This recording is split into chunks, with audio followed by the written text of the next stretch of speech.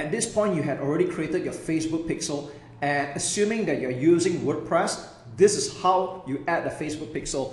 Now, I have to say that this step is actually quite intuitive. All you need to do is, we're going to continue from where we last left off. We click on WordPress and click confirm. And all you have to do is just follow the steps. But I'll demonstrate to you using one of this available WordPress accounts or a WordPress website so that you can have a look at how this is supposed to work. Okay. So first of all, select features. I recommend that you just click on advanced matching. You can leave this alone. We'll click on continue. And then the next step, you're asked to download a plugin. All right. So we just click on download. All right.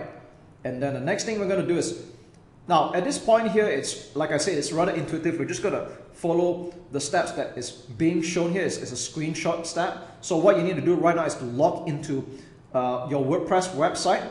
And for this purpose, I had done exactly just that. Okay, so I've logged into my WordPress website. I go down to plugins. So let's see where else it's going, right? And then it says add new. Okay, and that's exactly what we're going to do. We're going to install the plugin. All right, so we go to plugins, we click on add new. Again, you have to be logged into your WordPress website. Okay, if you're using WordPress, this is exactly what you're going to do. We'll click on upload plugin, choose a file, and we'll select the zip file that we had just downloaded.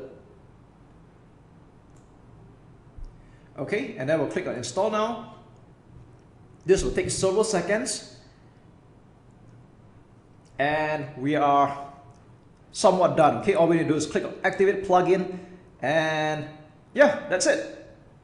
Okay, the Facebook pixel has been installed. And if you want to be sure about it, there's this sort of like it's not really a warning, it's more like a heads up. Let's just click there for a while. Or if you want to go to settings, you can go to Facebook pixel, and you notice that your pixel ID number would already be here right away. So this also coincides with the ID number for this pixel. Okay. So it seems that we did the steps a little bit in advance. We're pretty much done already. And all we need to do is verify whether the pixel is working correctly. We'll put in the name of the website, which is shubham.co. Let's click send test traffic.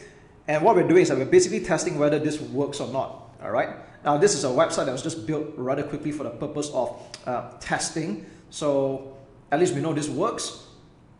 And if you do it right, there'll be a green button here that says active. We'll click on continue, and yeah, we're actually already done. That's it. So at this point, setting up events, I'm going to skip this. It's not important right now. I'll talk about this in another video. But I just want to say that this is all there is to it when it comes to setting up your Facebook pixel on WordPress. As you can see, it's rather easy. We'll click close, and we're done.